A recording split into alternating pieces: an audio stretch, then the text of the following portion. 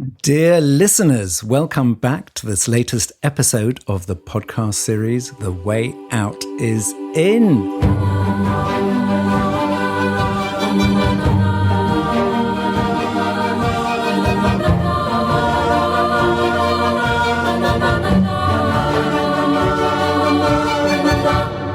I'm Jo Confino, working at the intersection of personal transformation and systems evolution. And I'm Brother Phap Huu, a Zen Buddhist monk, student of Zen Master Thich Nhat Hanh in the Plum Village tradition. And today, dear listeners, we're going to be recording the second part of our two-part series on the sutra, The 8 Realizations of Great Beings. And in a sense, this is a manual for how to see the world with the eyes of wisdom that will allow us to deal better with our sufferings and also to act with clarity in the world.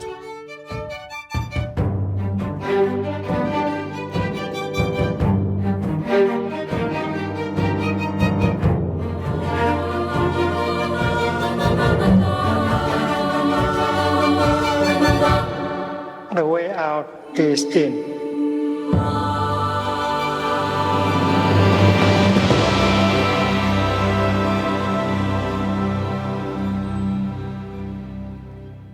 Hello everyone, I'm Jo Confino. I'm Brother Phap Huu. And I am Sister True Dedication. Yes, so dear listeners, Sister True Dedication is back in the hut. So we are sitting in Thich Nhat Hanh's Sitting Still Hut in Upper Hamlet, in Plum Village Monastery in southwest France.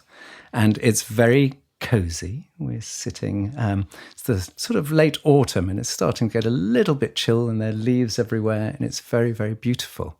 So as we've said to you, dear listeners, in the past, having Sister True Dedication here is a great joy and honor and privilege. And she makes the two of us look good. So she's always welcome here. Because the sort of level we have to rise to the occasion when she's here, isn't that true, Phap Huu? That is absolutely true. She raises our game, so we're on edge, and Sister True Dedication is looking very relaxed. Very true, very true. So, as I said, we did the first 4 realizations last time, and of course, given their great 8 realizations of great beings, you can't rush these. We have to give them the time that they deserve. So we got through 4, I think, in 2 hours. We'll see how we do today. But Sister, anything you want to say before we actually crack on and say, actually, okay, let's move forward? Just that I'm happy to be here with you both. I'm smiling from ear to ear because you always amuse me so much. So I'm just happy to be in your company. Well, thank you. You can see me as often as you want to, Sister. Right. So what I'm going to do, and what we did in the last episode, is I'm going to read out each realization in turn, and then we will seek to understand it. And as Phap Huu, you said, this is a sort of slightly nerdy exercise to actually pick a sutra and to actually really go into it in depth. And one of the reasons we're doing this is because there was a survey of, I think, about 8,000 people who donate money to the Thich Nhat Hanh Foundation, saying, what would you like more of in general? And one of the things people said that actually we want to have a deeper understanding of Buddhism and some of the teachings. And brother, is that important? Actually, was that surprising? That was surprising because we probably have perception. Oh, people want to understand more how to be engaged with mindfulness in our daily life and so on. Maybe more of the fundamentals, maybe. But at the same time, it all makes sense because in order to deepen our spiritual practice, it's wonderful to understand the teachings that come directly from the Buddha or our patriarchs who have transmitted the teachings and the wisdom. Great. Okay, so let us start. So we're going to start with the 5th realization, which is the awareness that ignorance is the cause of the endless round of birth and death. It says, bodhisattvas always listen to and learn from others, so their understanding and skillful means can develop, and so they can teach living beings and bring them great joy. So, Brother Phap Huu, let's start with you. What is the meaning of this?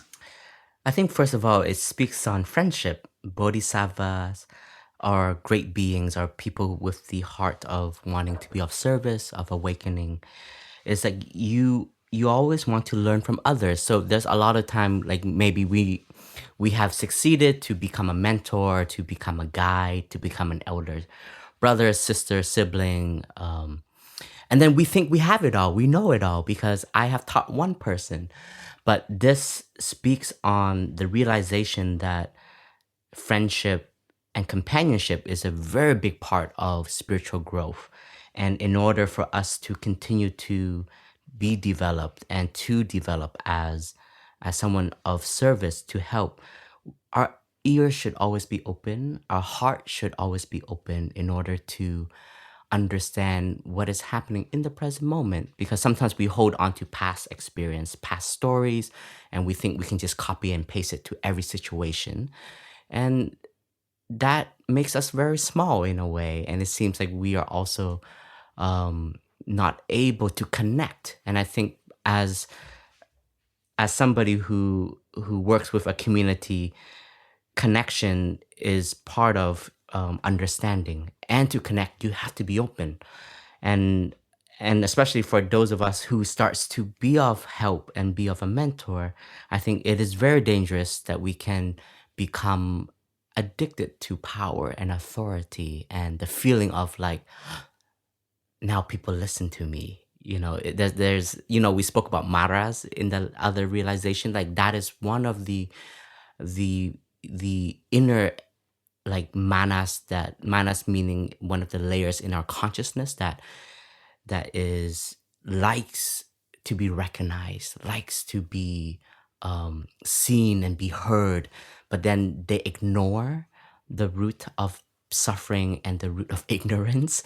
And so therefore this part for me, when I listen to this realization, is a reminder to always be open and to understand that we have to, in order to adapt, to be of service and to help, we have to learn to be flexible and be open. Skillful means, like that's one of the words that I circled when I was reading this realization, is like when we have a solution, we may think it is a solution, but if there's no understanding and we don't take the time to adjust ourselves, like what is this person's culture? How is their upbringing? And we have been trained in a particular way, and we may think how we were supported, we can copy and paste it to our loved ones, but sometimes it doesn't work. And we just have to learn and to see that, everyone is conditioned differently.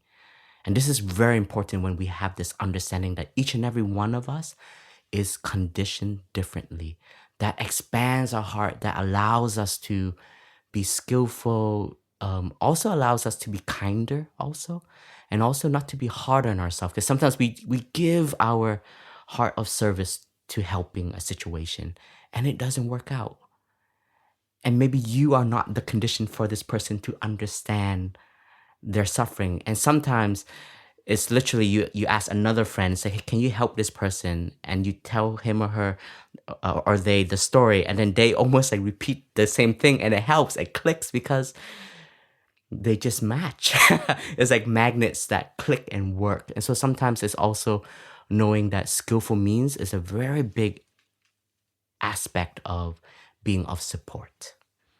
Beautiful. And can I give an example of that, brother? Because there was once I was in a weekend workshop and there was a good friend of mine there and he was feeling suicidal and was talking about the level of pain he was in.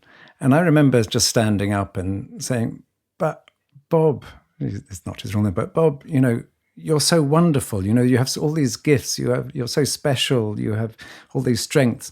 And the facilitator stopped me and said, is this something that actually will help Bob at this moment, or will actually just add to his suffering? Because if he's not feeling good about himself, then you saying how wonderful he is may actually cause greater harm and misunderstanding. And it was a real lesson for me that actually I was responding from my wish rather than actually understanding what he needed at that moment. Sister, when one of the sort of key learnings I've had in the Plum Village is this understanding of deep listening. This understanding that actually we are so full of judgments and perceptions, and that we often jump to conclusions and often act in a way that we think is good, but actually don't really listen. Can you maybe just talk more about the art of deep listening, and how does that help us with our ignorance? Thank you, Jo. So there's something in this realization about like the real humility of a bodhisattva. This line, bodhisattvas always listen to and learn from others so their understanding and skillful means can develop and they can teach and be of service. And so I think what that means is Brother Phap Huu used the word openness, and it's also a kind of letting go, to not be too sure of ourselves, to not think that we know how to solve a problem or a situation, or that we can fix it, or that our own spiritual progress or realizations or insights until this point, as you and Brother Phap Huu have been sharing, it can't necessarily apply to everyone. So that gentleness, openness, to come to any situation with this, ouverture, I don't know, this spirit of mind, this openness to say, I'm not going to be too sure of myself. I'm going to still be really curious about this person and where they're coming from. And that quality of listening, we sometimes call it in Plum Village a kind of embodied listening. So we stay grounded in our body, following our breathing, being aware of our kind of thinking mind, and keep on bringing ourselves back to like this physical felt sense of being present in front of a person, and allowing ourselves to say, I don't understand this person fully. They are a mystery to me. You know, it's wonderful to think of each other as mysteries. This person is a mystery to me. And what can I learn and discover about life's beauties and life's uglinesses, by really bearing witness to this person as they are, and then adapting to that, and then seeing, is there something I can offer to help? Do I have another perspective to offer? But from a real unconditional openness of listening first, I think is really important. And this humility, because I think, all of us, right? When we get a breakthrough and we're able to understand something, we just want to preach it from the rooftops, friends, family. I've solved this in this way. Why can't you too? That's just so natural and human. And I think this is such a powerful line to say, wait, always be willing to learn from others. There's no one right way. This is the great wide spirit of Mahayana Buddhism. To be able to say there are many paths to enlightenment and many kinds of enlightenment. That's what I also find wonderful about this line. Always learn and listen so our understanding can grow. So in our kind of Buddhism, there's not like one enlightenment and then you've got it. Oh, and that's an awakened person. And then you get on and whatever you say is like gospel truth. But we can have multiple, endless, infinite enlightenments. And I remember with Thai actually in 2014, and there's a pairing in Buddhism around love and understanding, and we talk about the immeasurable minds of love, limitless love. And Thai was playing with this in some of the Dharma talks, and I'd come to visit him at his hermitage, and he was sitting, lying in a hammock at the back of this little garden, this hammock slung between some trees. And he knew I'd come to ask him something difficult. And so he was talking on some nice topics first. And skillful means. Skillful means. Yeah. And he was just staring up at the leaves, and his attendant was swinging the hammock. And he's like, if love is limitless and love and understanding go together, then understanding must also be limitless. And he was fascinated by this because you don't see it often in the literature, in the Buddhist literature, that understanding is limitless. But that became a really important insight to Thai in his, this last year or so of teaching. So here, we bring that humility to all of our relationships and everything we're doing, our understanding can still deepen, it can still grow, it can still be kind of limitless. And I think that's a wonderful framing for all of us, because we can think, we can be attached to this idea. And in Buddhist circles, this idea of like a final enlightenment, a complete and total enlightenment, is very prevalent. And it can really be an obstacle to people having smaller insights and realizations. But then once we've had an insight or realization, to not kind of get attached to it as my precious, but to allow it to evolve and deepen. Well, there's so much in that, sister. And it reminds me, I love what you said about allowing life to continually be a mystery. And I remember my wife, Paz, who's sitting here, she said the other day, we've been married for 18 years. But actually, do we really know each other? Do we know everything about each other? And the answer is no. There's, as you say, endless understanding of each other, endless understanding of life. And I think, isn't that, and I'm not sure if this is right, brother, isn't that where this phrase of, if you meet the Buddha along the path, kill him? Ooh. Which is that sense of actually, if you think you know, if you're in a position where you're being taught what you already think is true, then actually you've already locked yourself up. Exactly. It's just speaking on the level of arrogance that we can have, like we think we know it all, and then how can you learn when you come in with that attitude? So killing the Buddha was a way the Zen master would say it back in the day, because it's very striking, it's very strong. But maybe in our language today, it's like, lower your ego, my dear. Lower your ego, be open, change your attitude in order to receive. And sister, just coming back, because it says, is the awareness that ignorance is the cause of the endless round of birth and death. So how does if we build our understanding, and I know we talked about this a bit in the previous episode, but just for the sake of now, how does going beyond our ignorance help us to understand the endless round of birth and death? What is the connection there? So this pairing, for those of our listeners who might enjoy reading a lot of Buddhism, we often hear these things in conjunction, how ignorance is the root of a lot of our suffering. And here it's saying that ignorance is the cause of the endless round of birth and death. So sometimes we might think of that as samsara, or this the idea that kind of suffering is endless. And some of us may recognize that these are the 12 links of interdependent co-arising. Wow. Just to put that reference in there, Jo. You see, that's the great thing. Now we invite sister back to do this one next. So tell us a bit. Okay, that'd be 3 episodes.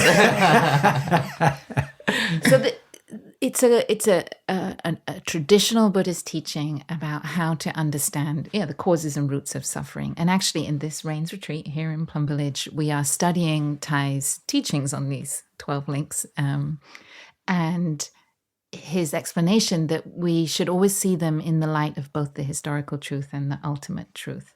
So what's important about this line here is it should have also its counterpart in the ultimate dimension. So if we're saying that ignorance causes birth and death, we should also say that insight or wisdom helps us realize that birth and death are only notions and allow us to touch the deep peace and freedom of the ultimate dimension, or nirvana.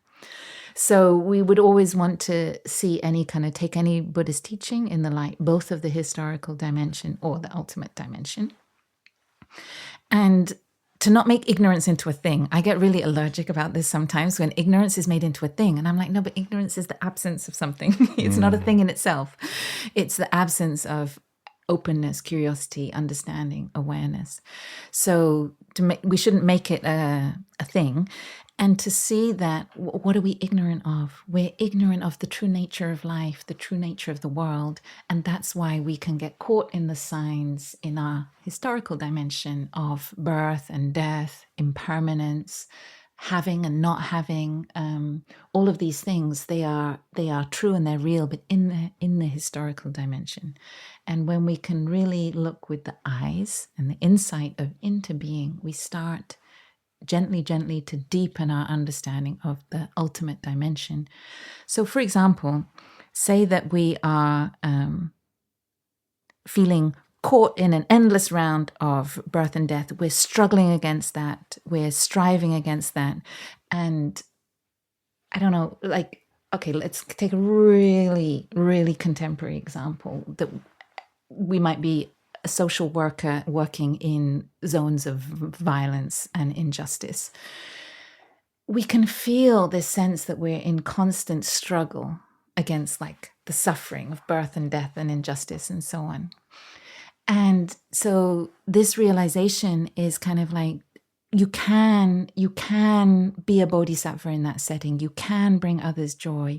You can be curious about the nature of happiness and suffering, life and death, justice and injustice, humanity and inhumanity. Like all of those things can be the object of that can be the mystery that you are in daily negotiation with as a social worker, as a humanitarian worker.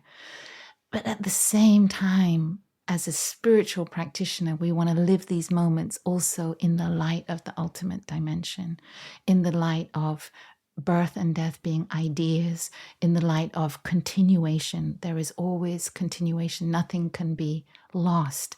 And to see how deeply do we need to see the continuation of individual humans, of their actions of body, speech, and mind, of cultures, of religions, of just human transmission throughout space and time, and even of our own actions in struggle against these like massive forces. Can we see the continuation of our compassion, our humanity, our resilience, our endurance, our not giving up? So this realization is also to give us a frame of mind when we're right in the face of birth and death, to not be caught in thinking that that is the only dimension of reality.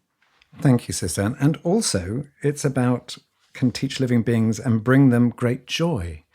So I think what you're also saying is that even in the midst of difficulties, that we can also touch joy in that moment, that if we're also feeling despair, that we can also touch joy, that those are not, we don't have to feel only one or the other. Yeah, and in our spiritual tradition, I mean, we have this extraordinary example of Thai and Sister Chan Kong and their work with refugees, displaced peoples, homeless people during the war in Vietnam.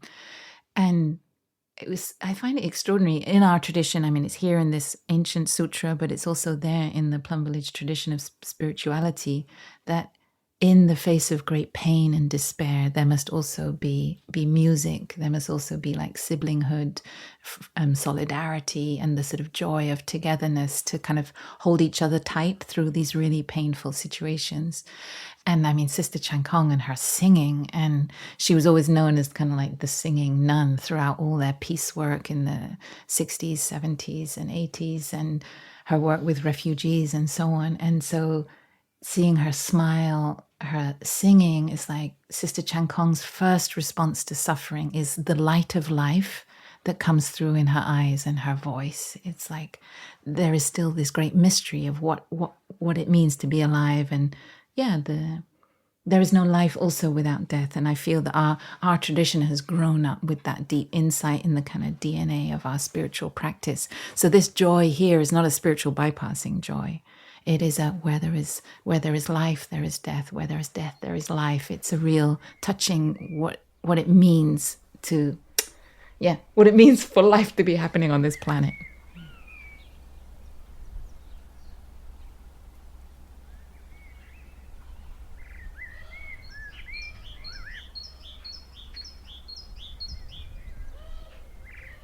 Thank you, Sister. So let's move on. And it's worth mentioning at this point, actually, that the first four that we did in the previous episode were very much around how we work with ourselves. And the second fours are really about how do we reach out into the world and act. So I think, let's just bear that in mind.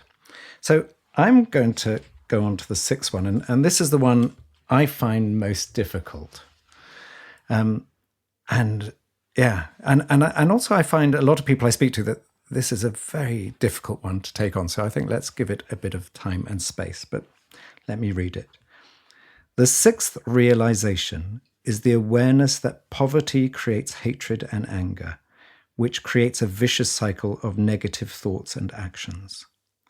When practicing generosity, bodhisattvas consider everyone, friends and enemies alike, to be equal.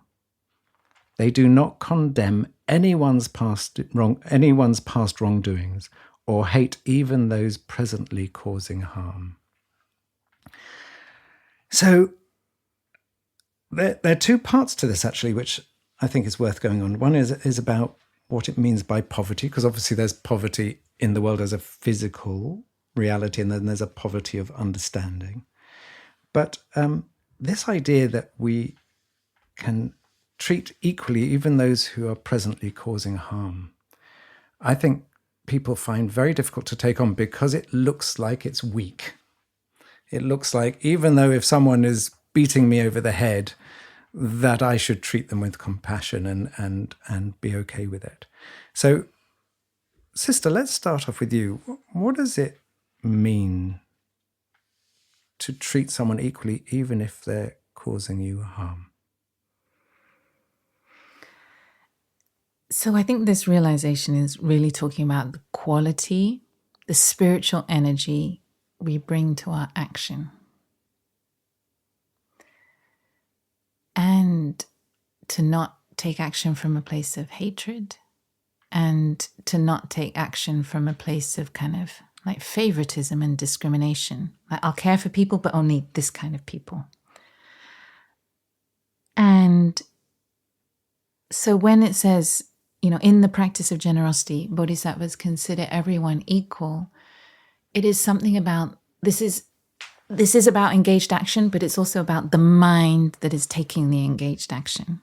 Let our mind be something we are cultivating more and more to not have this discrimination and to not be a mind of kind of hatred or favoritism.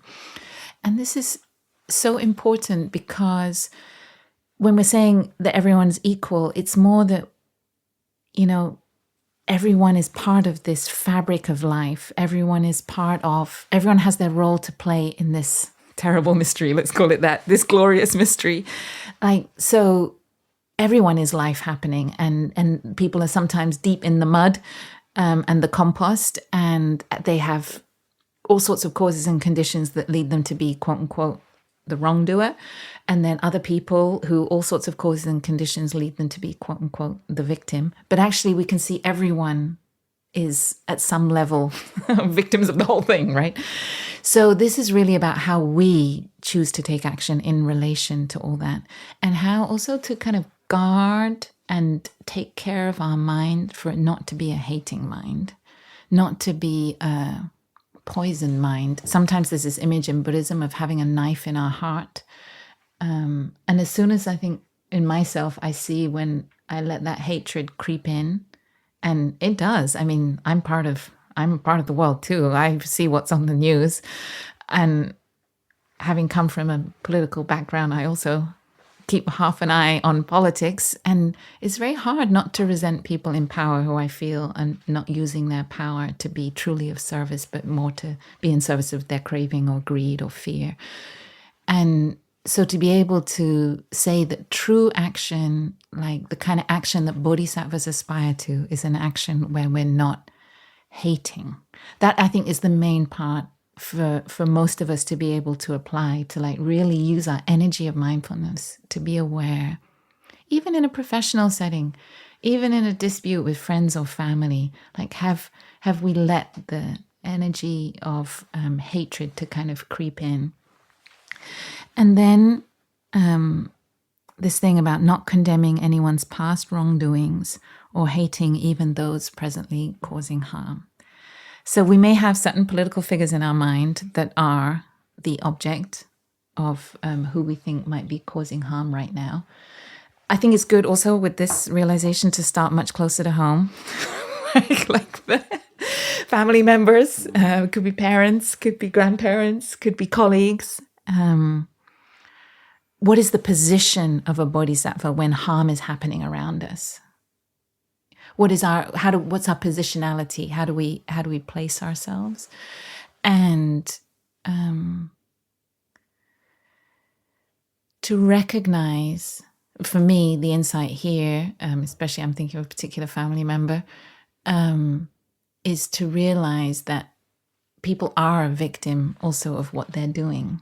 And, if we really understand karma in a deep way, meaning everyone's actions of body, speech, and mind carry their signature, and that is their continuation. So for someone who is acting from a place of, selfishness, greed, or lack of kindness or whatever, that's not a good continuation for them. So the challenge is to relate to that with great compassion.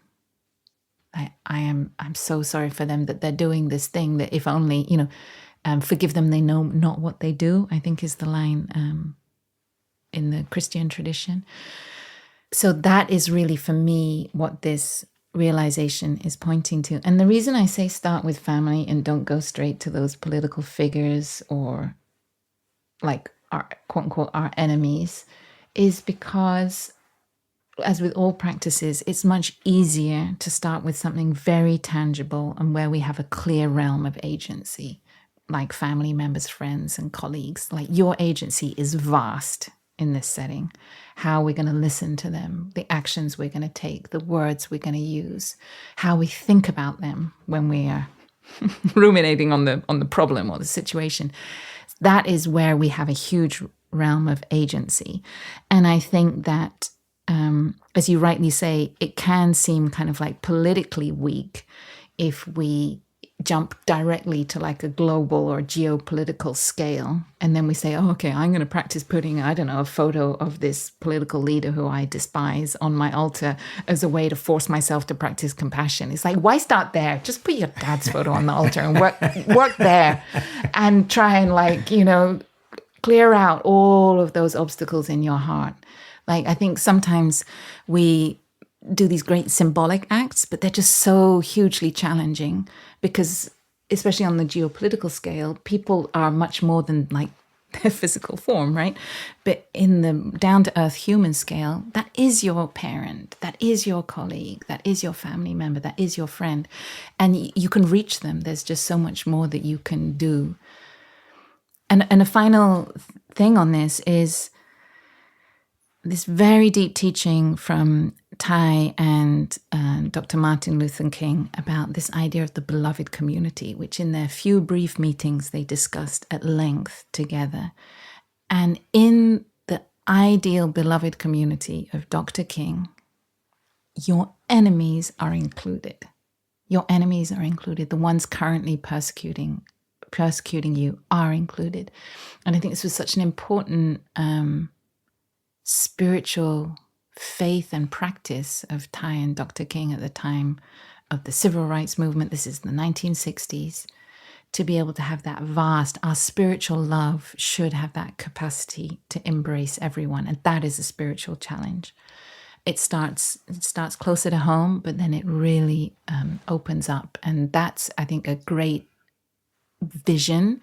And for me, I find it really spiritually inspiring and challenging, calls me forward. Thank you, sister. I was listening to a book by the Tibetan Buddhist nun Pema Chodron the other day, and she gave this example of if you're walking under a tree and a branch falls off the tree and hits you on the head, how do you feel? And then if you're walking down the same path under the tree, but someone throws a stick at you, that same stick at you, that same branch at you, and hits you on the head, do you feel the same? And she said, of course, normally we don't. We sort of blame the other person. We feel angry. But she said, actually, when you look deeply, actually, it's the same reason. There were causes and conditions for that branch to fall on the tree at that moment. And there were also causes and conditions for that person to throw that branch. And actually, at a deep level, there's no difference. And I was telling this to one of my brothers. He said, "Yes, but that's all very well, but someone threw threw the stick at you." So, Brother Phap Huu, I want to come to you around this of how to respond to these difficulties, and I'll give you a live example that's been really affecting me the last few weeks. Is I am a roofing guy who I knew and had worked with, and I considered to be not a friend, but I always treated him very well, with great respect. Treated him almost like a brother. And I needed the roof replacing on our barn, and he came and did it. And he did a terrible job. And from day one, it leaked in several places. And I found this deeply painful because it cost a lot of money. I treated him so well, and then I felt betrayed by him.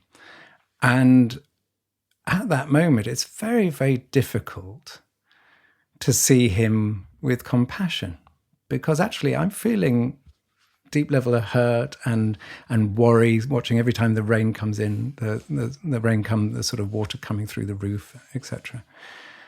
And it took a lot for me to really work with that and to sort of come to a place of even some understanding and compassion. So this is a very privileged problem. And then I look around the world at people who are deeply suffering from inequality or from political power, or a myriad of things, whose lives may be tortured by these things. When we're in these difficult situations, it's one thing to talk about it, it's another to act. How can we start to act with greater compassion, even in the face of deep suffering? With the practice of mindfulness, it always shines this light to our surroundings. And of course, we don't ignore the suffering because it's so in our life, it's so present. But I think one of the qualities that we usually ignore is also the wonders that are still present. And that's very hard practice. And I'm saying this, but it's true, because this is where the core teachings of Plum Village comes from. Like when Sister Trudy was sharing about the singing that Sister Jankam would activate every time that she would be involved in an event. And the singing and the recognizing of the joy and the wonders that can be generated in this moment is a practice. And believe it or not, we who are privileged, we think that what we have is what is equal. What is our views of happiness and fulfillment. And it's very easy to place our mindset in everyone's mindset in the world. And I think that's a very ignorant view. And I just remember this very direct experience where I came home to my country in 2020, and I came to my direct family who lives in the country and who are in poverty compared to what we have in Plum Village, what we have in Canada, my mother and my direct family. And it was something very simple, which I realized they didn't have a microwave. And in my mind, I started to, I was like, oh, let me provide them. Let me give them happiness. Let me give them joy. And so I go and I beg my uncle, can I please buy you a microwave? And my uncle was such a teacher at that moment. He just looked at me and he's like, but we have enough. And I just, that was such a mirror for me. And I just stopped and I just realized that our concepts and idea of what it is to be in peace and be in joy, it's very different for each and everyone's experience. And that's why mindfulness, like somebody who is under a country, maybe with a dictator, but in their little family, they have true love. They know how to care for each other. They are not being swept away by the cravings and the fighting of running after a position and ready to betray each other's ethics. Because what they have deep in them is the ethics of we cannot survive without each other. So like, I think sometimes we just have to also expand our mind and knowing the capacity of our present moment actions, that we can touch great joy and great happiness and still find the meaning of life in our circle that we are with. Like what Sister Trudy shared is such a deep teaching, because it's so easy whenever we hear these teachings, we direct it to these superpowers, right? And we give it a label, but it's very easy to point it outwards. But when we look directly at our present time, with our situation, with our limits and capacity, what are the things that we can practice to not other each other? Like when I read this, like this is such a mantra that is to be recited every day. My practice is to see everyone as human beings. That is equality. We're all human beings. We are born and we will die. That is something that we're all equal. we have hunger. We have thirst. We look for love. We try to be accepted. There are some threats in humanity that if we look deeply with the lens of awareness, we can see that, this is what the equality here is speaking about. In reality, we know that when we're born, depending what conditions we are born in, it's not equal. Somebody who has education and someone who doesn't have education, we can already recognize that that is not equality. But because of our social norms, we create all of these status, and we start to discriminate, right? And then we start to other each other, and we're always othering each other. And this is one of the vows of a bodhisattva, of a great being, is to always shine the light of openness that we already spoke about, the light of that everyone inside of them has a seed of love and a seed of compassion. And that was our teacher's greatest transmission that he wanted to give to us again and again. He doesn't talk a lot about his time during the wars, but we can see it in his poetry. And one of a very powerful poem that a lot of us, we still recite and even sing, is Recommendation. It said, even if they crush you, you still practice to see them, that humanity is not our enemy. Enemy is the ignorance of lack of understanding, the ignorance of discrimination, the ignorance of having a view that they are less than us. And I think this realization, when I bring it to my daily life, I see it active in me.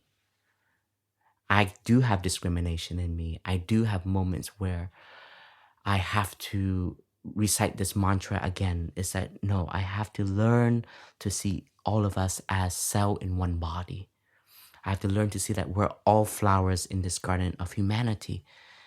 And, one time I remember sharing to Tai, like one of my great transformation, that I was able to forgive one of my bullies, which was a family member. And I was expecting a grand celebration with Tai, yeah, you did it. And Tai only said, well, that's why you practice. And I felt a little bit defeated. I was showing off so much to Tai, and suddenly he just said, well, but that's why you practice. Bodhisattvas, these are our bread and butter every day that we have to be generating. We have to be reciting. We have to be aspiring to develop and to grow. And when we are able to see that we have that capacity, that it is in each and every one of us, then we won't be so limited by the conditions. Because Tai said sometimes he has students, and he shared this to us monastic. He said, I have students that are in prison that are practicing better than all of you. So get your act up. Like sit upright, be mindful, don't take your life for granted. I have students that have read my book in prison and they write to me. And some of them have even see that they are a monastic because they know they don't have the conditions to meet a teacher and to be ordained, but they are practicing the mindful action every day. And if they can do it in prison, all of you who have this freedom that you're living, can we really take a moment and realign ourselves to our deepest aspiration? So when we recite this 8 realization, hopefully it activates some of our deepest desire as a human being to be able to cultivate in our daily life. And that's how we will be able to transform this vicious cycle of negative thoughts. We can't unless we take a moment to make a vow. But that vow is kind of like the enlightenment that Sister True Dedication was speaking about. It's not a one-time action. We have to make a vow every day because we're always growing, we're always developing, and we're always going to meet our limits. Like there's going to be times that we're going to recognize that right now, my heart is not the size of the great ocean. It's literally a puddle. So if I allow so many people to walk around it, it will stir up that puddle and it will become very muddy and I can't be of service. So we also have to be able to know our capacity, our limits, and to not feel that this is something to be attained in one day, in 1 month, in 1 year, but it is a lifetime of cultivation.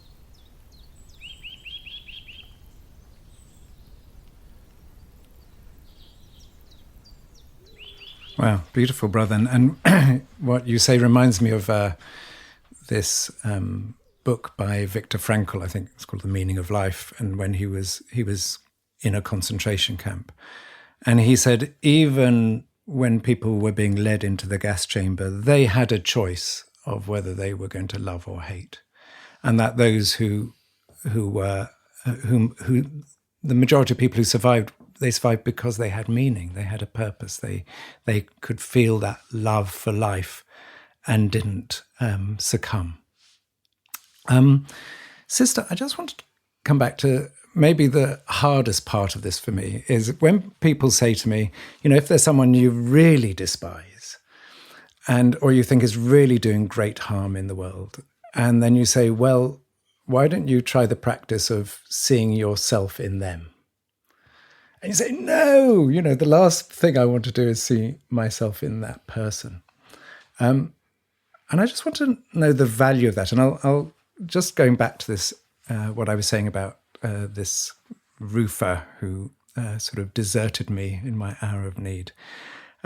I was sitting in a group sharing in Plum Village the other night. And I was sharing this story, actually, because it's very, very much in my mind. And the monk who was leading the group, he said to me, Jo, have you, he essentially said, have you, could you welcome him back? Could you see yourself in him? And when he did that, what I realized, I said, I can see myself in him, because when I mess up, there's a part of me that wants to hide away. I don't want to admit that I've done wrong. I put my head in the sand, and actually I try to avoid dealing with a problem. And I could easily see that that was potentially what he was doing. He'd messed up. He felt bad about it. he didn't want to come back and face what he was up to, and had just basically left the scene. So is there a value in saying, actually, what is the part of me that I'm seeing reflected in the other person? I mean, maybe. Maybe. I think that the interbeing is operating at different levels. And so it's not exactly that we're inside each other, but there's an inter-arising of you and with him in that moment. And the ways in which people are inside us, I mean, it's all about also how close we are, right? So obviously, like, I mean, I don't know that I'm inside Donald Trump, but interestingly, like, maybe Donald Trump is inside me, meaning I have a perception of Donald Trump, right, which occupies an insanely large amount of headspace, which I wish it didn't. And because I find it fascinating, but also it echoes other aspects of relationships I have in my life. So when we're seeing someone else, they're not exactly outside of us. I think this is the point I'd like to get to. Tai used to say that when you see each other on the path, as you're walking through the hamlets here in the monastery, you say, hello, myself, because we're seeing a projection of ourselves, the other person. And I think this is where the Buddhist psychology gets super deep, and our understanding of things. So I guess the roofer inside your mind, Jo, is separate from the real roofer who's going about his daily life and trying to solve a problem because he cut a few corners and oopsie, this is a lot of work to redo because it was probably one of the first tasks, and how can he do it without taking off the whole roof again? And maybe he can't afford, to do that. And that's why I find this realization is so powerful. It says awareness that poverty creates hatred and anger and this vicious cycle of negative thoughts and actions. And there are millions and billions of actions happening every day in the world where people cut corners, where people do a job not well because they can't afford to do it well. Like, so I find that like this realization is kind of saying that, yeah, poverty and material want, material lack is a real thing that leads people to not be their best selves because you're just struggling to survive. We're in a cost of living crisis across Europe, across different countries. We are in a time of like unstable harvests and yields and all the rest of it because of climate dysfunction and climate disintegration and so on. So I think there's a material dimension to why we fall short in so many situations of being the best we can. Like how many families just have more anger because there's less money. Like it's just a real thing. And then when we are angry, we're not clear, we're not compassionate, and we don't do our profession kind of well. So, and coming back to sort of your example, like we think someone is an obstacle, but a lot of that we think someone is harming us, but we are experiencing it first and foremost kind of in our mind, and then being able to create some space to be able to see kind of all the causes and conditions and why it might have come to be like that, and to understand there's really material reasons to do with poverty and inequality that might lead to certain things. And there's something here about also this final line, to not condemn anyone's past wrongdoings. And this is like, it's a really, really strong thing. And it's not to say, we shouldn't misunderstand this to mean everything's fine. We'll let people just get away with everything at every level, right? People close and in our environment, or people on the geopolitical stage. That's not what this means. What this means is that the past is as it is, and it had loads of causes and conditions leading to it, including individual choices, but also a whole slew of other causes and conditions. And each present moment is the center point from which new change can happen. And if we're so caught in the past and punishing people for the past, or trying to have kind of a redemptive thing towards the past, we may miss the opportunity to for renewal and a new direction in the present. And I'm trying to choose my words carefully because this is also a luxury, right? Not everyone can feel that we can shed the burden of the past and start from the present. And there are all sorts of reasons why that cannot be the whole truth.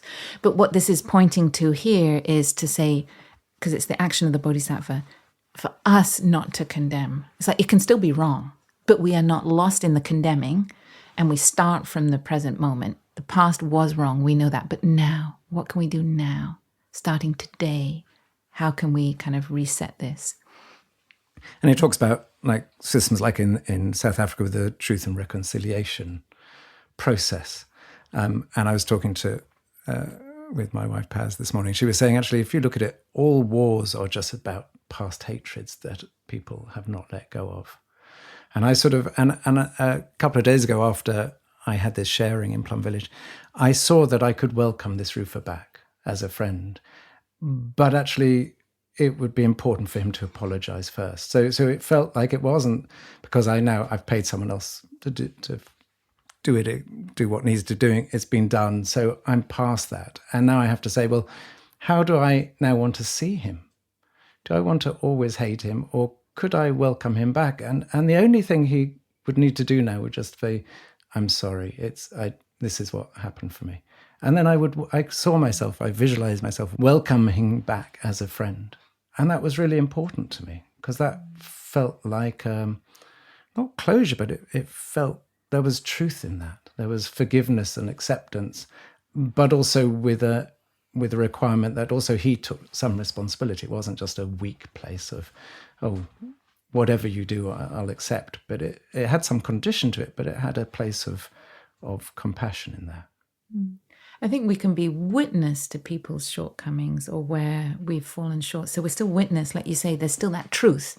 So with the truth and reconciliation hearings, you're bearing witness to the truth of the pain, but we're not kind of actively renewing the condemnation and the punishment and the blaming in the present moment, because then that starts to perpetuate things into the future. But we can bear witness to those shortcomings and ultimately also kind of let each other's karma be our karma. Like these actions will play out for one another and each in our own ways.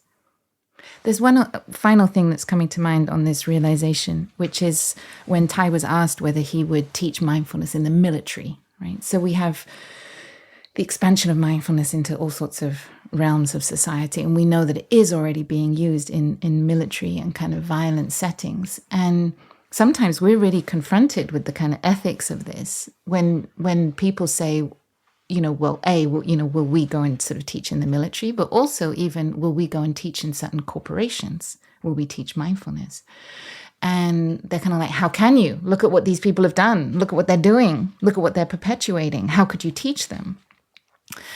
And so actually, this is a real mirror for that, because it's like, actually, our bodhisattva vow is we are sort of committed to allow everyone to, as Brother Phap Huu shared, to still have their Buddha nature, to still have their awakened seed inside, to have their full humanity. We won't dehumanize soldiers. We won't dehumanize even people working in large corporations. They also have a chance to wake up and to choose a different path. And so this is then really interesting because actually, where do you want insight to be taken? You want it to be taken into the heart of armies. You want it to be taken into the heart of corporations. The one condition we have, and the one condition that Tai said he would have if he was to go in to teach the military, is that he can offer the full teaching, all the teaching, the full ethical dimension of mindfulness. So not mindfulness as concentration, but mindfulness as a way of life. So to be aware, not just to cultivate concentration while you're holding a gun and a trigger and you just concentrate on like keeping your hand still. But the concentration of deep mindfulness is, and there is a human being on the other side. My enemy is not truly my enemy. My enemy is also a victim of the war on his side. So Tai was saying that is what he would teach in the military. Would he have a chance to go? And so under those conditions, it can also be that people really wake up to the reality of what they're doing and the humans on the other end of their gun sights, And the same when we go to a corporation, we say, if we're very selective about where we will offer the teaching. But when we do go, even if that corporation falls short of some of our values, we say we want to teach all of our values. We want to go in and to hundreds of people be able to share some really strong ethical teachings with our mindfulness. We're not just teaching mindfulness for them to make more profit. We want to teach mindfulness to help them wake up right in the heart of that corporation. And so that's why this sort of non-discriminative practice of generosity, you're coming in with this great wish to bring light into some of even the darkest places. And that's possible when our heart isn't full of hatred and resentment. We can have some kind of effect, but it is a work in progress. It is not something we can always do, but that's the mind we're trying to cultivate. Thank you, sister. And brother, just bring in that ethical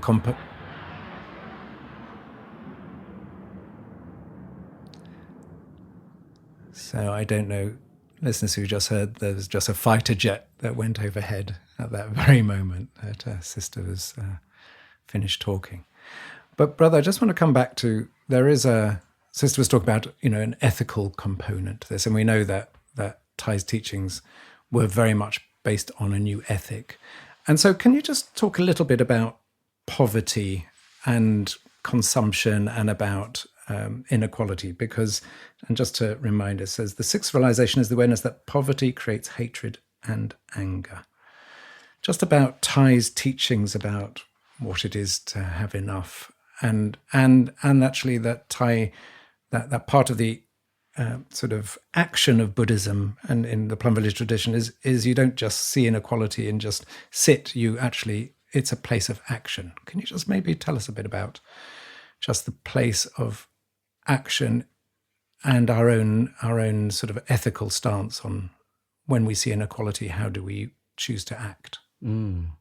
I think there's a line that we kind of haven't talked about, which is, and a bodhisattva, when practicing generosity, I think generosity in our action of sitting, of showing up, like even if we are poor in material, but we can generate our wealth in kindness, in our wealth in presence, our wealth in the way we show up for one another. That's a real generous practice.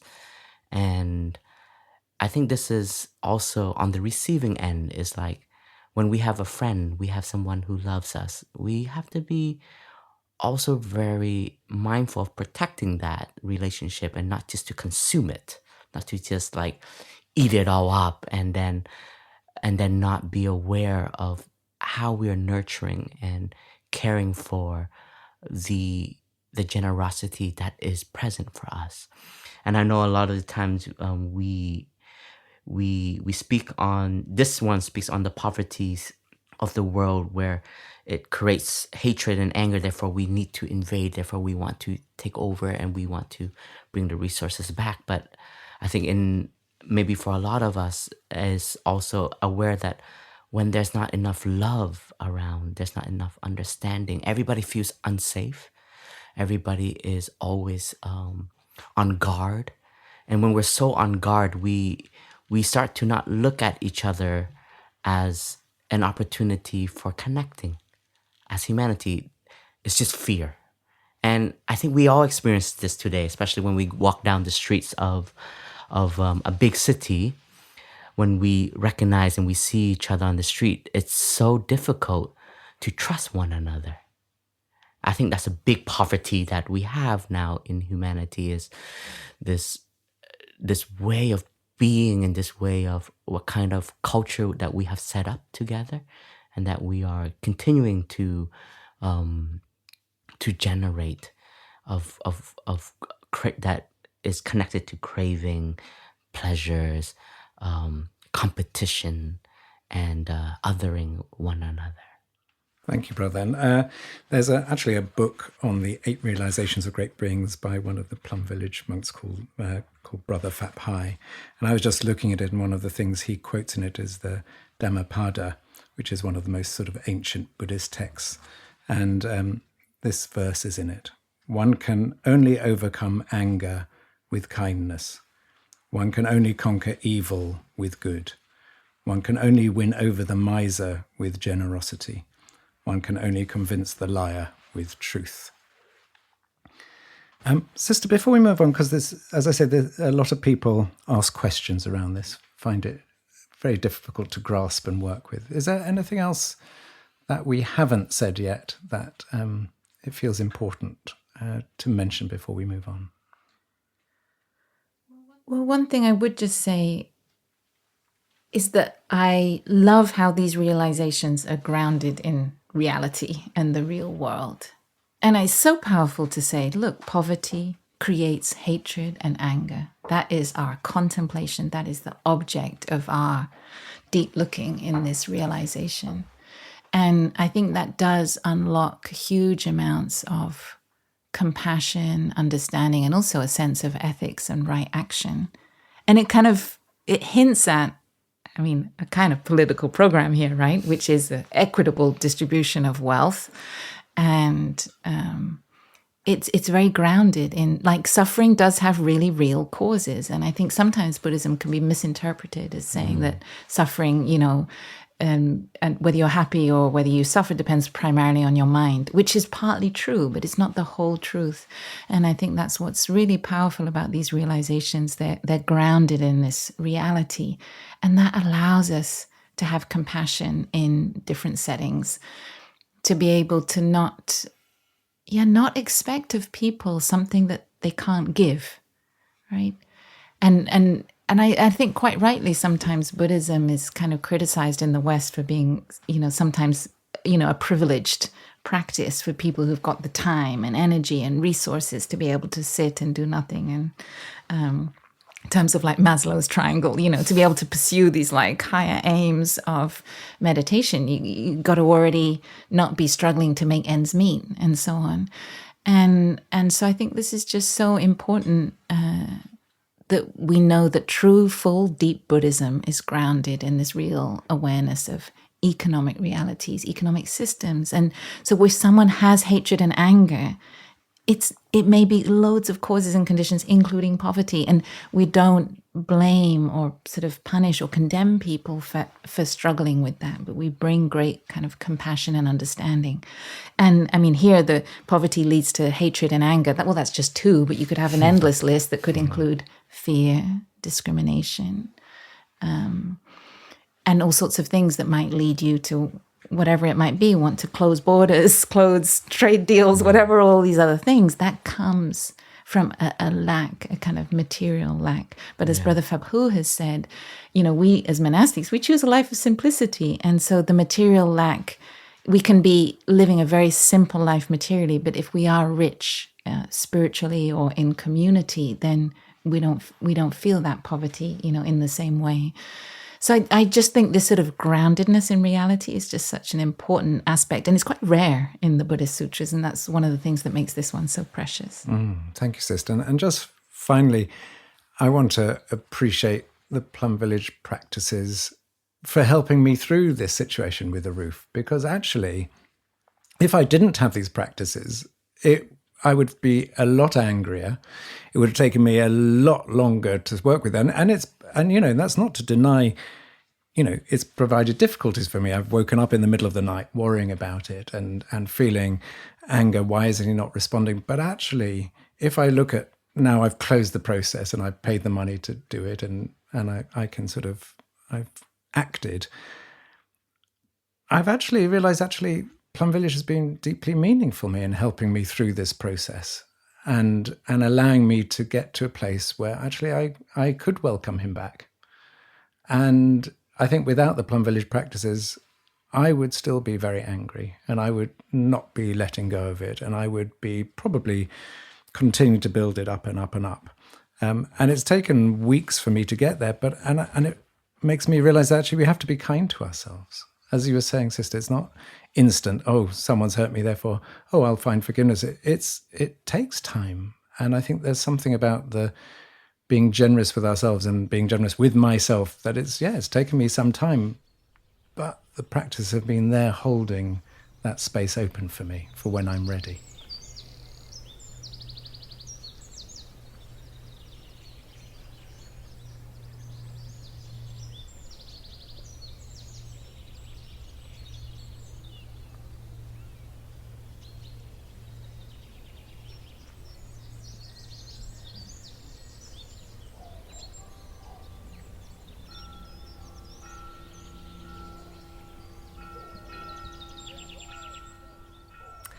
Okay, here we go. And there was a wonderful segue which I ruined, sister, which is about the simplicity of a monastic life, because that is the next realization. So here we go. The seventh realization is the awareness that the 5 categories of sensual desire, money, sex, fame, overeating, and oversleeping, lead to problems. I love the way lead to problems. I think lead to great problems maybe would be a better way. Although you are in the world, try not to be caught in worldly matters. A monastic, for example, has in their possession only 3 robes and 1 bowl.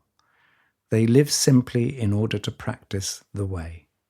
Their precepts keep them free from attachment to worldly things, and they treat everyone equally and with compassion. So, Brother Phap Huu, tell us a bit more about this simple life and about what you've learned from leading this life about these 5 categories that the rest of us are often caught up in repeatedly. I was just thinking how beautiful and simple the life of a monk back in the days In your were. dreams. In your dreams. And how today, I have also a thermos, a teapot, a coffee maker, a notebook, a phone, computers, a very in the Plum Village funny way of saying a very big cow to tend to all the time, which is the historical dimension of buildings and cushions and beds and having enough material warmth for everyone as winter is coming. But yes, But apart from that, but you're apart from leading. all of that, so it's very interesting. So this speaks on the pathway that is very tempting in that life that mainstream provides us, which is money, sex, fame, eating, and sleeping. Those are all kind of pleasures that if we drown ourselves in them, we will start to get numb and we will be out of touch with reality. And a lot of them lead to addiction. So we know that, like you said, great problems, because once you're deep into these habitual actions, it makes ourselves very clouded by just pleasure, and we're not able to be in touch with what really matters. And it's easier to tend to that than the reality, which is my relationship, my own well-being. So here, when we take a pause, and this is like a wake-up call, like, are we being baited by these desire on a daily basis? And we spoke about desire in the first 4 realization of the great being. But here, how do we move in the world without being caught by it? This is the trick. And for the monastic, as an example, it speaks about aspiration. So if you have a very deep aspiration to be of service to the world, suddenly your mindset and what you are attracted to, the kind of energy that you are producing every day, it doesn't generate these conditions to come, because you have a clear mind of where you want to lead your life and where you want to put all of your energy into. That desire becomes so powerful that you won't be tempted by sex, fame, overeating, oversleeping, and money. So here, this realization, it's a wake-up call whenever I read it. I'm like checking now. I am still a monk, blessed. But is my aspiration still real?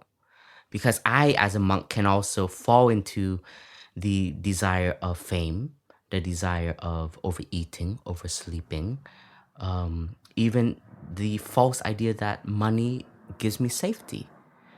Even though we don't have that much. Bless. But it's a real, like what Sister True Dedication was saying, like how grounded these realizations are still in today's world. And for me, like the things that we possess in the material world, am I attached to it? Does it still limits my freedom and limits my happiness? And today's world is much harder to be a monk and a nun. I when I read the sutra, I almost get jealous of the monks back in the day compared to the temptations that we have today.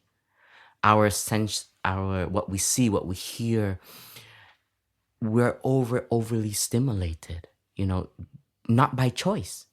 When we go into the town, we see all the advertisement. When we're in touch with people, even the technologies are so tempting, right? And we have to be very real. Like this is a realization in our community that we want to create a new culture around smartphones in the Sangha. We know that it's a part of the world now. It's almost, I guess, like it's not the tradition of Plum Village to disconnect from everything and just shut ourselves off from the world. We can choose that as an option, but that's not our tradition. And we have a lot of organizations, and we were speaking about like how when I first entered to the community, like my first electronic was a CD player, and I was so proud of it, and it was like my only possession. And now fast forward, like now we have these supercomputers in our pockets all the time, and that in itself is such a deep practice of seeing and realizing, like, am I free from this? Is my desire just to have more and more and more and more? And I've seen this kind of temptation already has crept into the community, and it also starts to create discrimination in the community. It's like, well, why does he have one? Where's mine? Right? And we're the real world, right? We have to be very true and very honest. And so, this practice of remembering what is our purpose of the choice that we make, that's what helps us also channel all of our energy. Like, it doesn't mean like I don't have ambition. It doesn't mean I don't have dreams. I don't have aspiration. And all of my aspiration and what I want to be able to continue belongs to the historical dimension also. But it's like once the aspiration is bigger than me, I always feel it's a safety path, because it helps, for at least for myself, speaking on an individual base, it helps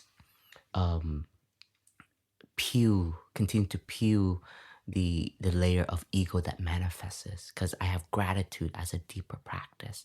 I know that I can't do this alone. It is thanks to all of these conditions that have come together. So for me, this reminder, I know the reality is not everybody's going to become monastics. And it's not the way of life for everyone.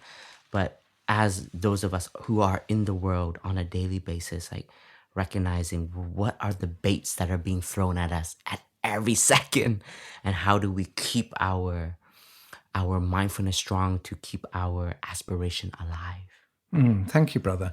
And when I first came across this list, I sort of understood sort of money, sex, fame, eating, but I was surprised to see sleeping, because that didn't sort of jump out at me as being a problem. Like how did that creep into the list? Can you tell us why is that there, and what are the problems? And of course, it's not saying you shouldn't sleep, and it means oversleeping, but what's behind that? Well, I think I think the sleeping here is it's talking about lethargy. It's talking about kind of overindulgence and low energy, which I think all of us can fall into. And, especially it's linked to mental health also. We know when when our mental health is not well, we have more of a tendency to hide under the covers, to kind of burrow ourselves away in a cave, and to oversleep. And I think it's right to be in this list as a danger, because our life is short, our life is precious, and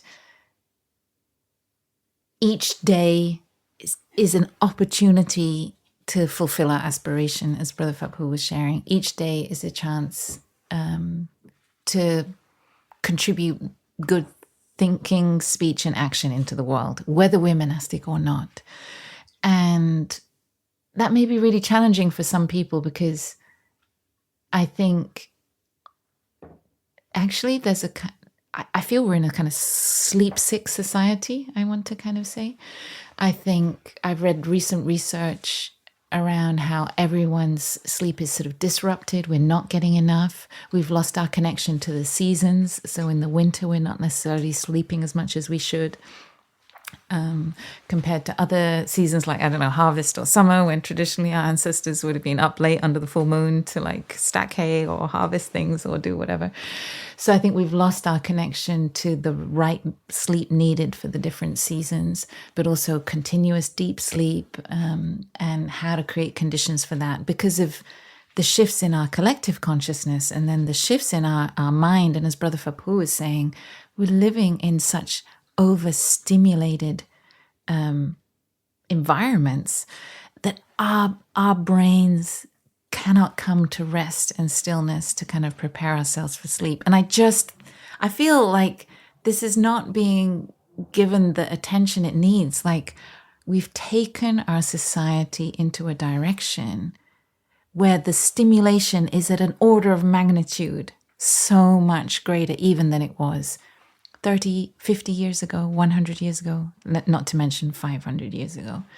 So the question is, can our human body mind, can this human Homo sapiens, this species, can we handle these levels of stimulation? And I think those people who are, on the weekend getting your 12-hour sleep, I'm not saying don't do that. Please have 12 hours sleep. Today's a lazy day in Plum Village, and I got 10 hours, and I was so happy with it. Wow, congratulations. Yeah. I know. I'm very jealous. Yeah, I know. We're watering our seeds of jealousy. Yeah, so I'm not saying that we shouldn't sleep, but what this line is saying is life is short, life is precious, and take care of your sleep rhythms so you have just enough.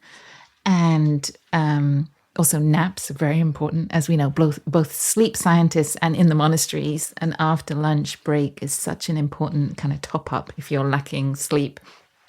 And with work from home, I think it's the best thing about work from home. You can have a little rest halfway through the day.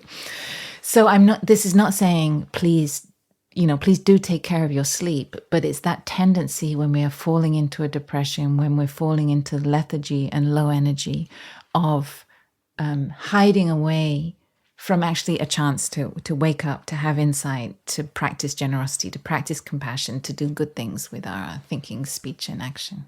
Great. Thank you, Sister. Brother. And I think just this list is just one example, and the list can keep going on. And also on the other end, it's like, don't be too extreme with like yourself. Don't be like so hard on yourself.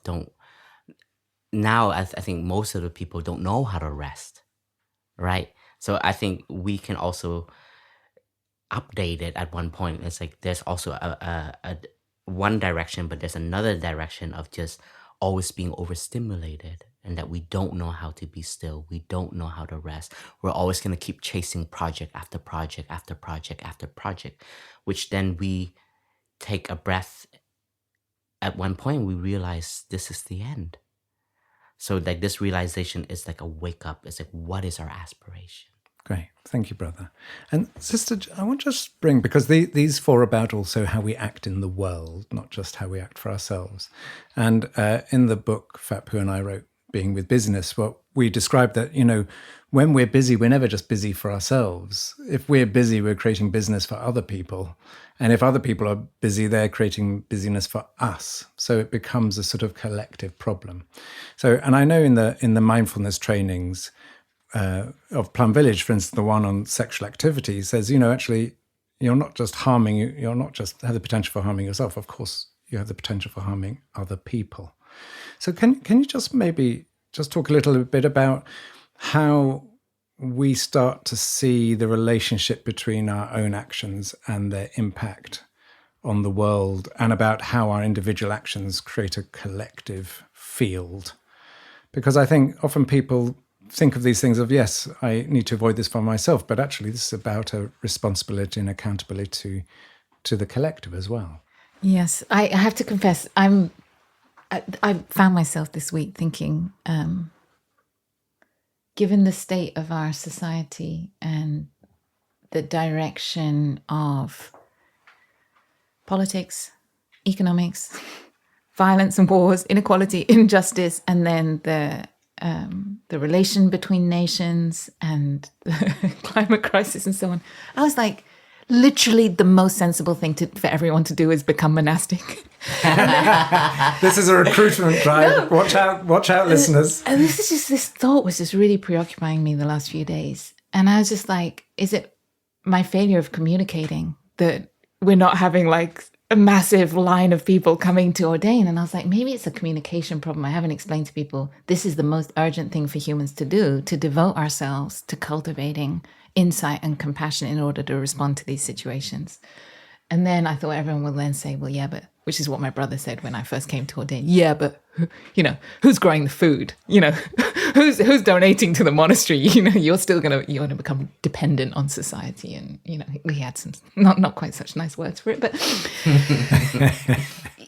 so, and then I was like, okay, maybe not everyone needs to be monastics. And then I was like, 30%, if 30% of humans live simply and devoted themselves to studying the way, could we get our species out of this problem? And I thought, 30%, that's what happened in the Middle Ages, when at some point, I think 30% of Europeans were in some way engaged in the monasteries and priesthood in some parts of Europe at a certain time for a small window. I thought, okay, maybe that's a bit too much. And I was like, okay, I'll go for 20%.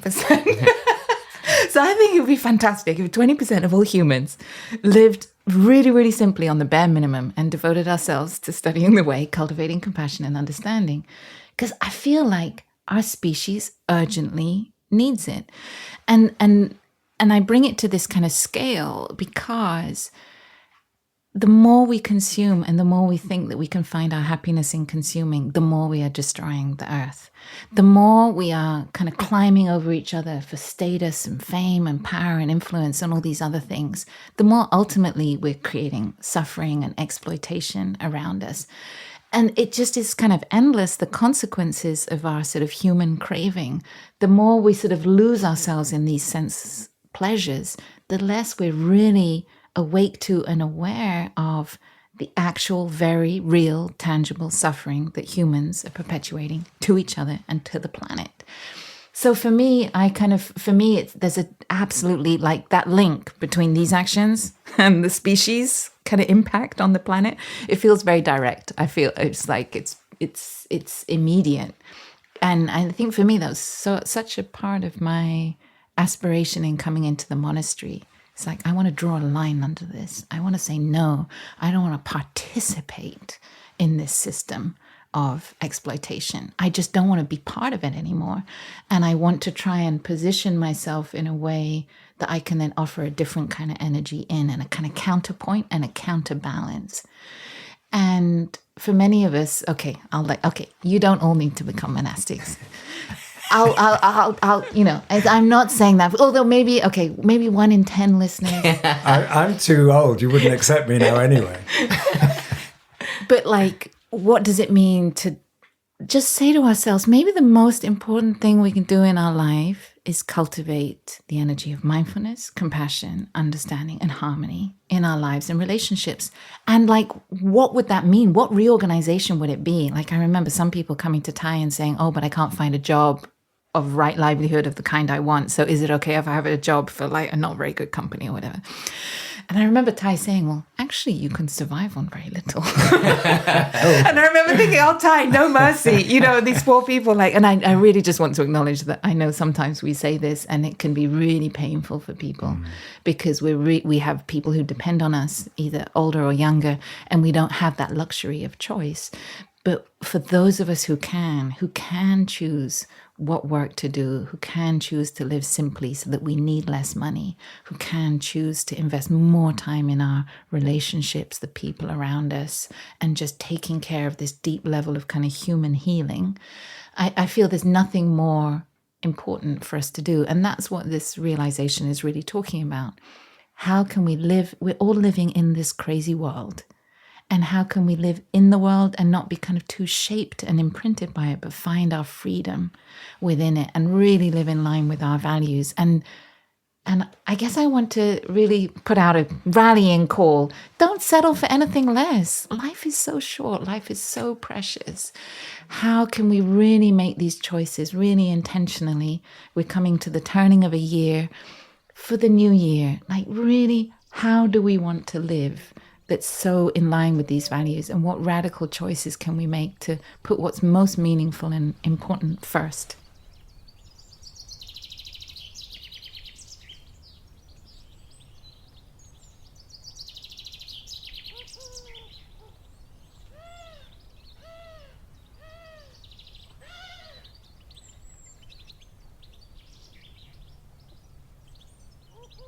Thank you. That's Sister True Dedication wielding the Zen sword, cutting through all afflictions. Sister, that is a very powerful rallying call. And I just wonder, how do people start to go about that? And the reason I ask that is because, as you were talking, what came so strongly to my mind is there's been such a misinterpretation of action. So let's say around climate change and biodiversity, it's saying, don't, change your light bulbs to LEDs, buy an electric car. And, a lot of the actions are very sort of based on form rather than on mind. They're based on sort of take this, change this form, change that form. But actually what you're saying is actually much more profound than that, although those are important, is to change our minds, because those are more likely to have a big impact rather than change our light bulbs. And if we're changing our minds, then actually that has a deep impact on those people around us. I mean, to act with some kindness towards someone who's going through a difficult time can be life-saving for people. So is there a way of just approaching this that would help people to start to experience this without having to shave their heads, wear a brown robe and come to Plum Village? All right. Yeah. just in case there were some people who are listening. If you want a first stage. Who needed a bit of encouragement. Now, I do think that, and thank you for giving those examples, Jo, about kind of climate or green action or things like that. Honestly, I do think simplicity is such a key word here. To live simply and leanly, lightly, and not live simply, leanly, and lightly, and then take loads of photos and post it on social media and be like, look at my highly curated, simple life. That's not what we're talking about. It's like just how to simplify what we're doing, what we need, what we're in pursuit of, in order to show up fully in the moments of our life, to be able to slow down and live deeply this precious life. And that is already an act of resistance.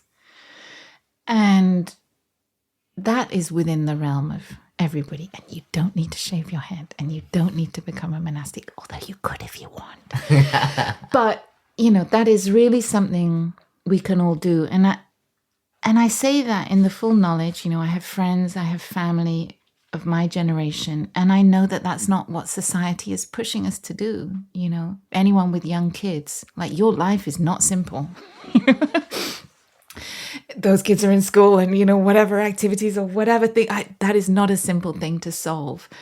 But what are the bits of our life that we can simplify our expectations? And I think it has to do this aspiration, like, really for us, what is a life lived well? And I think we're getting all these signals all the time that we need to achieve certain things. And, in terms of, I don't know, the home you live in, or the hobbies you pursue, or the experiences you have, and so on. And that's like so super complicated. But like literally, we're sitting here, the autumn leaves on this beautiful valley, like the oaks are some extraordinary colors of like, I don't know, burnished gold and copper. And like, this is enough. This is enough. We can sit here and enjoy this. We don't need to go out and have a certain kind of experience somewhere else, or to sort of consume life. The simple moments of life are enough. And I feel, this word simplicity is the real takeaway from this realization for how we can bring this kind of quote unquote monastic awakening into our daily life. And it takes courage, because everyone is trying to make it complicated for us, including our loved ones. So it's real courage to keep it simple. Beautiful. Thank you, sister. So we're on the home stretch, number 8. So let me read it. The 8th realization is the awareness that the fire of birth and death is raging, causing endless suffering everywhere.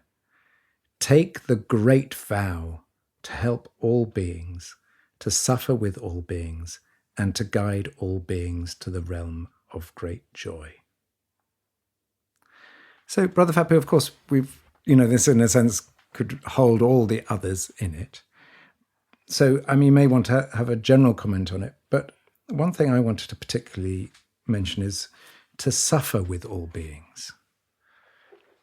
That sense of actually, in order to be of service, we need to be present for the suffering of all beings in order to help transcend it. What does that mean for you?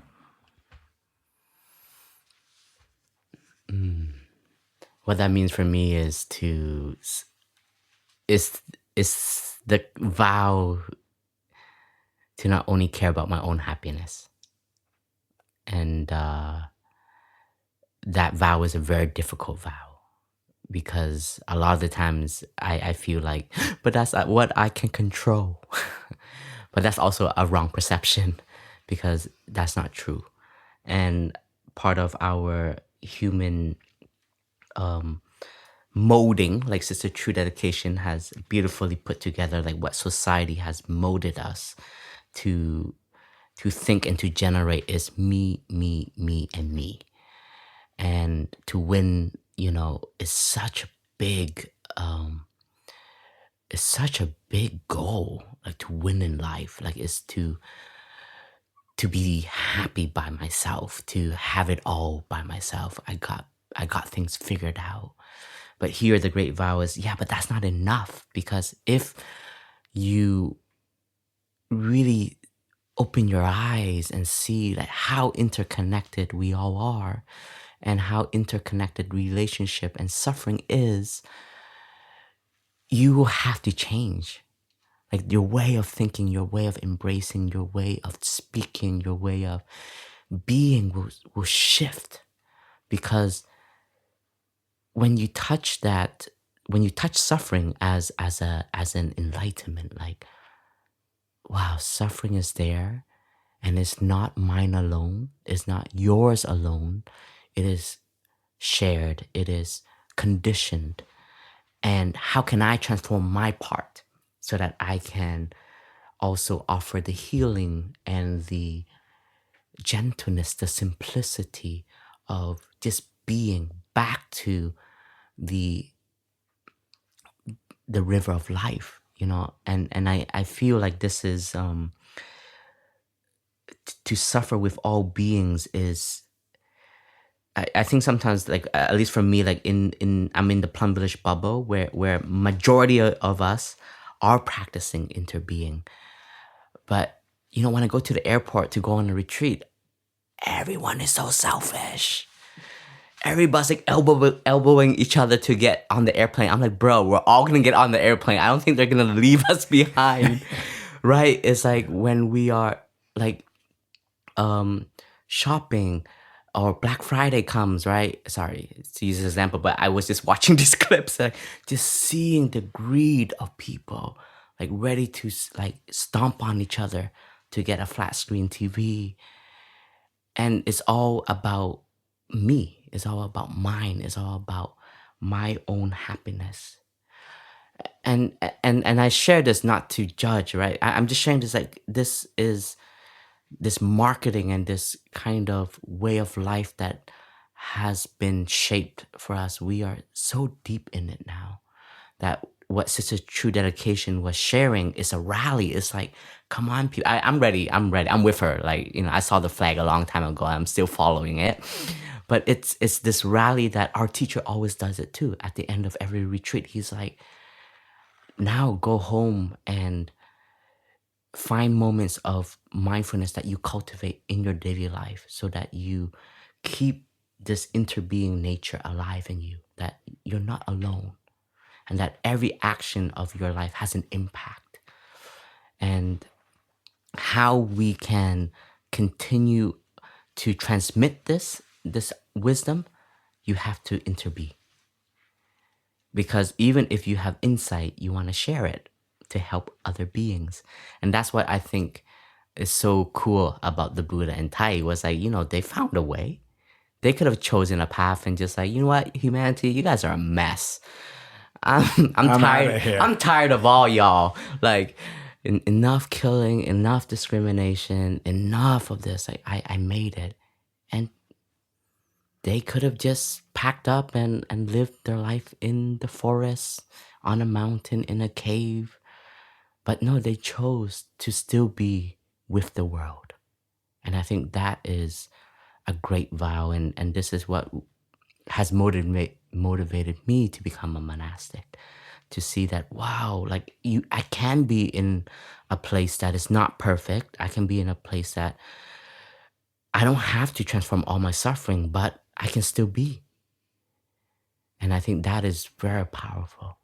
And the experience that I get to have, I can't limit that to just me. And I think that's where it keeps pulling me forward on this path of service and this path of cultivation. Beautiful, brother. Thank you. And sister, just in relationship to this, when people come to Plum Village, most of the time they're coming with a suffering. People rarely come spreading joy and happiness. They're coming here often to dig in deep and find that joy and happiness that maybe they've lost. And that means the monastics are often in the environment of suffering, actually. You're listening to a lot of suffering. And I just wanted to find out, how do you personally work with that suffering that keeps on coming wave after wave after wave because so many thousands of people come here?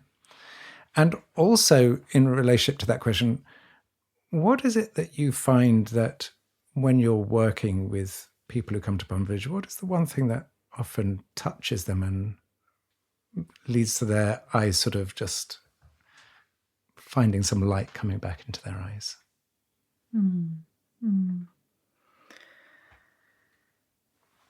Thank you, Jo. We are in this position of witness to suffering, and there's this practice in Buddhism of putting yourself in the skin of someone else. So you sort of step inside things. We don't try to be like an outside neutral observer. And this is so important. So that's why we have things like you practice mindfulness of the breath in the breath, mindfulness of the body in the body, and then sort of mindfulness of the suffering in the suffering, if you like. So my practice, in particular in our Dharma sharing circles, when we might sit together with, a dozen or 20 people and have an opportunity to speak from the heart and sometimes share sort of deep pain. That's a sort of slightly more formal setting, but then there can be lots of informal settings. And actually, I think I practice, deep openness. And I'm a naturally empathetic person. I think I'm like one of those people. Anyway, I when someone cries, I cry, and I get very sensitive to all beings. 2 legs, 4 legs, 2 wings, trees, the whole thing. So, but I just decided to abandon myself into that. So I do practice a kind of great empathy and put myself in the skin. But actually, weirdly, that allows me to let go afterwards more easily, because I feel I've been accompanied someone in that moment of listening. I'm not saying this is right or wrong. I'm just saying this is how I do it. And for me, I feel like it's such both a privilege to be invited in to witness someone's suffering. And also it's a sort of great discovery, like we were talking about the mystery of life, the mystery of each human being, and also the mystery of suffering and pain and how it has come to be. And it has always like its causes and conditions. And I think the deeper we go into our own threads of pain, the more we realize it has, it's an accumulation, it's come together. And I think at some level it's made me less afraid of pain, because I've become intimate with my own, and I've borne witness to others. And like pain is part of this sort of tapestry of life. And as our teacher says, no mud, no lotus, there is suffering, and thanks to the suffering, there can be happiness. And I think it's sort of this weird thing that I absolutely didn't realize I was signing up for when I became a monastic, but to actually dwell so much in this contemplation of suffering. Of course, it's the first of the Four Noble Truths. It is real.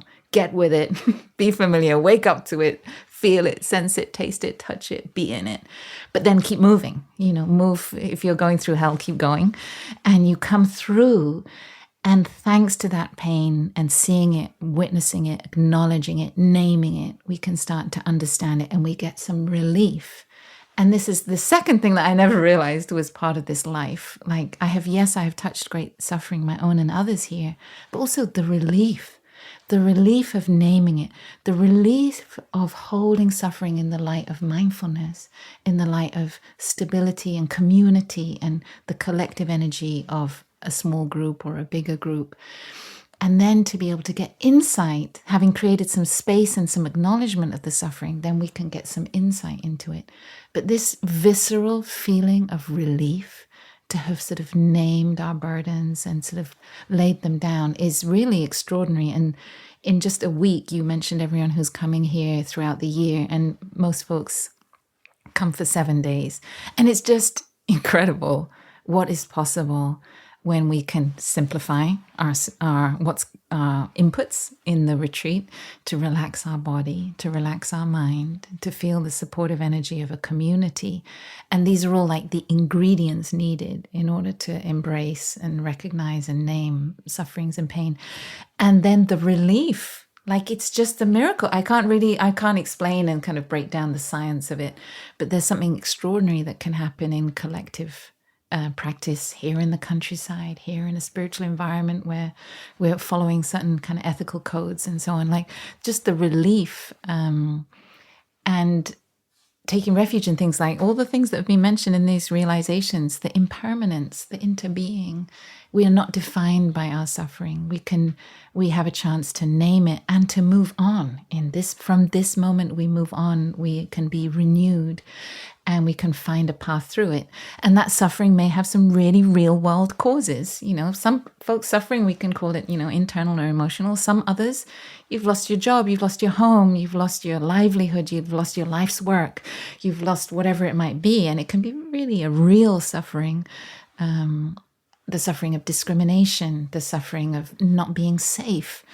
These are all like real things, but our ability to be grounded in the present moment, to activate our energy of mindfulness, to stay connected with our breath and our clarity and our values, allows us even to navigate these really real world flavors of suffering. And so the second part of your question, Jo, which is like, what does give people that relief? What does sort of work for them is, I think a lot of it is to be not alone with our pain and to have a spiritual dimension to it. And I think spiritual practice is different from kind of therapeutic, Western psychological pathways. But there's something about being able to hold our suffering in the light of spirituality and to recognize that mud and compost are part of life, and we can still have the joy and the beauty and the compassion. It can coexist with the pain. We don't need to let the pain fully kind of dominate every part of us, and yet we can be awake to it, sensitive to it, acknowledging it, like giving it its right place, giving the pain its place. So it's not spiritual bypassing that happens here. Like we're awake to the pain, but we also see the possibility of a path through the pain. Like that's the Four Noble Truths, the way out of the suffering. And I think here to practice in community, to feel heard, to feel understood, to feel not alone, and also to have a chance to have some insight about that path through suffering, I think is what gives people really deep relief and kind of renewal. And then there's another part to this realization, which we've recited this a few times in our meditation hall over the last weeks. And I love the fact that this realization names the truth that the fire of birth and death is raging, causing endless suffering everywhere.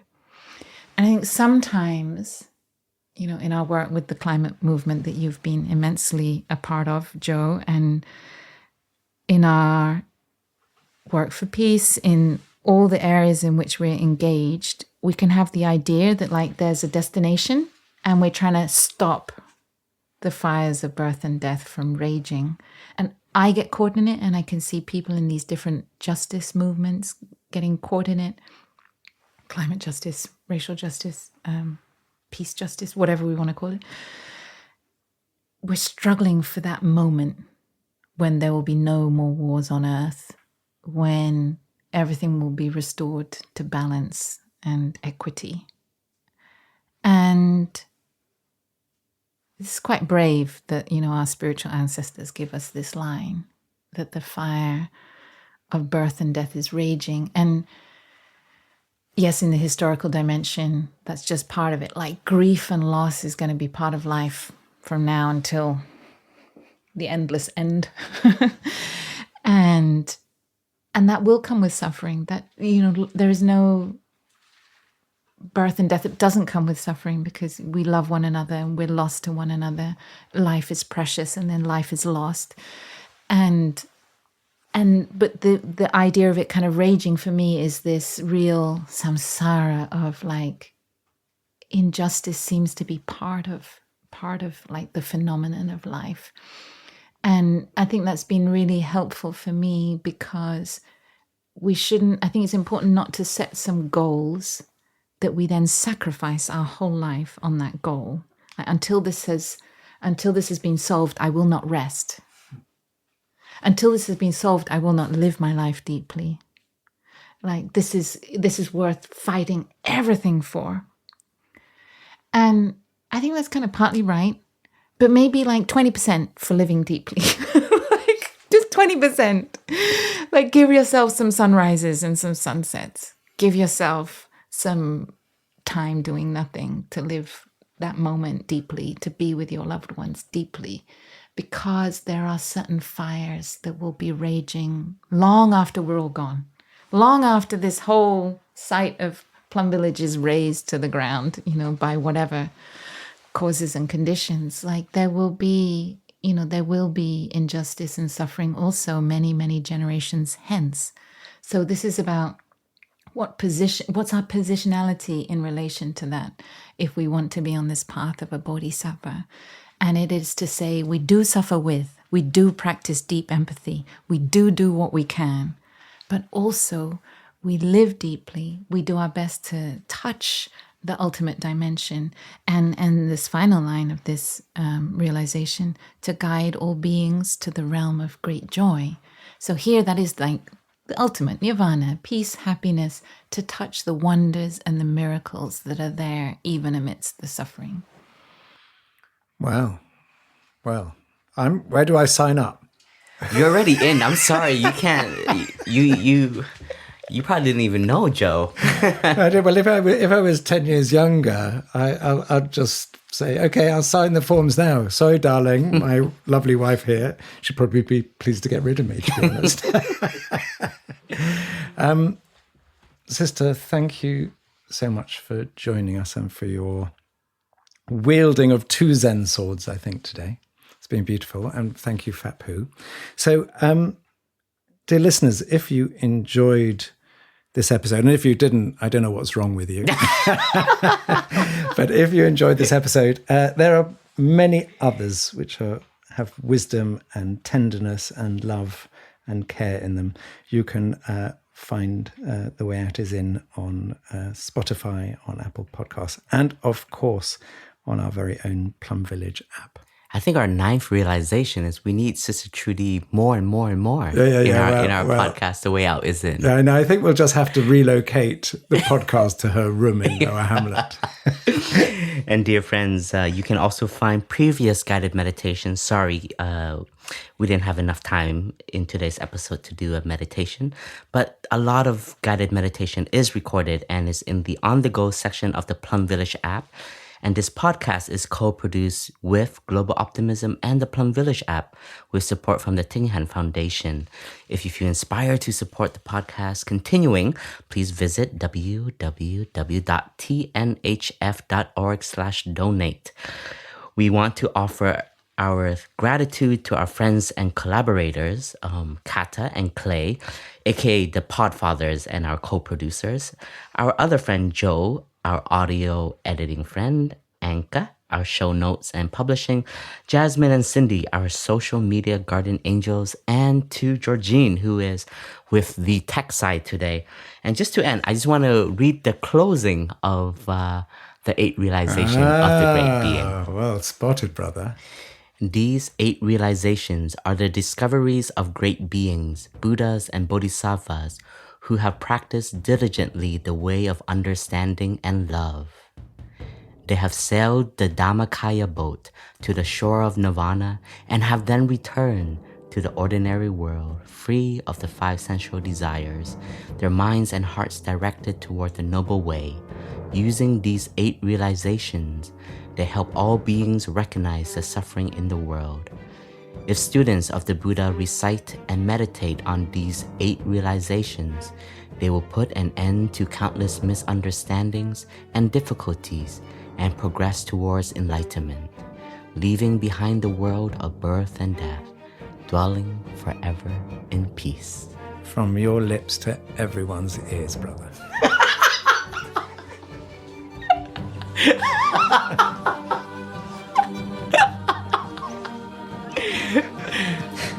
Thank you, friends, and see you on our next episode.